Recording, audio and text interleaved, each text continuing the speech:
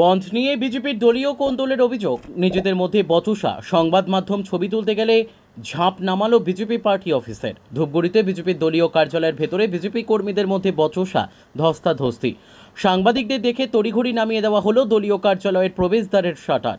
জানা গিয়েছে, বন্ধের সমর্থনে সকাল থেকে যখন বিজেপি কর্মীরা রাস্তায় সকালে এসে কর্মসূচিতে যোগ দেয়নি বিজেপির এক নেতা, তা নিয়েই শুরু হয় বচসা এবং ধস্তাধস্তি। যদিও বিজেপির তরফে সমস্ত বিষয়টি অস্বীকার করে দাবি করা হয়েছে তেমন কিছু ঘটেনি, সামান্য ভুল বোঝাবুঝি হয়েছে। বন্ধ কর্মসূচি কিভাবে চলবে সেজন্যই ভেতরে বৈঠক চলছিল।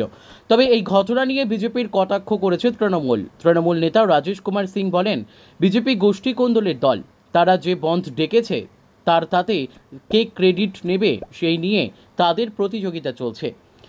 সে কারণে এই তাদের বচসা গণ্ডগোল। তবে তারা সুস্থ থাকুক, এটাই কাম্য।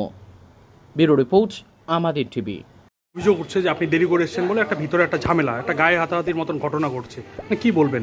অফিসের ভিতরে এরকম কিছু হয়নি, এটা আমাদের কার্যকর্তার মধ্যেই আলোচনা হচ্ছিল যে কিভাবে কোন জায়গাটায় কীভাবে আজকে সর্বাধিক বন্ধ যেহেতু ডাকা হয়েছে বিজেপির তরফ থেকে, কোথায় কোন জায়গাটায় কী হতো এটা নিয়েই কথাবার্তা হবে। কিন্তু বাইরের থেকে তো দেখা গেলো ভিতরে প্রচণ্ড চিৎকার চেঁচামেচি, এমনকি হয়তো ওইদিকে যায়নি, কেউ এদিকে যায়নি, এই নিয়ে আলোচনা।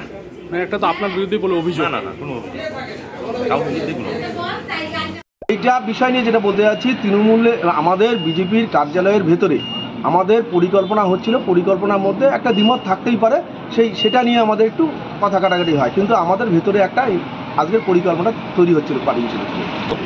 আমরা গুরুত্বপূর্ণ কার্যকর্তা যারা ছিলাম তারা ভেতরে ছিল এবং সেখানে আমাদের বৈঠক চলছে, যার জন্য শাটার নামিয়ে দিয়ে আলোচনা করা হচ্ছিল যাতে বাইরে কথাটা ফাঁস না হয়, আমরা কি পরিকল্পনা করি এটাই আমাদের চলছে। এবং আমাদের মধ্যে কোনো মতানৈক্য ছিল, আমাদের আজকে আন্দোলনের যে পরিকল্পনাটা মতানৈক্য একটা তৈরি হয়েছিল যে কোন দিকে রুট করবো কোন দিকে রুট করবো না, এটা নিয়ে একটা মতানৈক্য ছিল।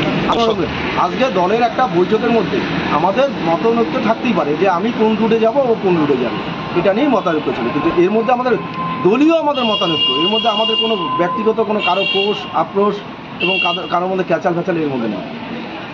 এই যে বন্ধ দেখছি, সে বন্ধের একটা মিছিল ওরা করেছে, তারপর দেখা গেলো যে দলীয় কার্যালয়ের মধ্যে নিজেদের মধ্যে কোনো বচসা, একটা হাতাহাতি ঘটনা, কি বলবেন বিষয়টা নিয়ে? এটা স্বাভাবিক, এটা অস্বাভাবিক কিছু নয়, কারণ বিজেপি গোষ্ঠীতন্ত্রে ভর্তি, ওরা কেউ চাচ্ছে বন্ধ হোক, কেউ চাচ্ছে বন্ধ হোক না, নিজেরাই মারামারি।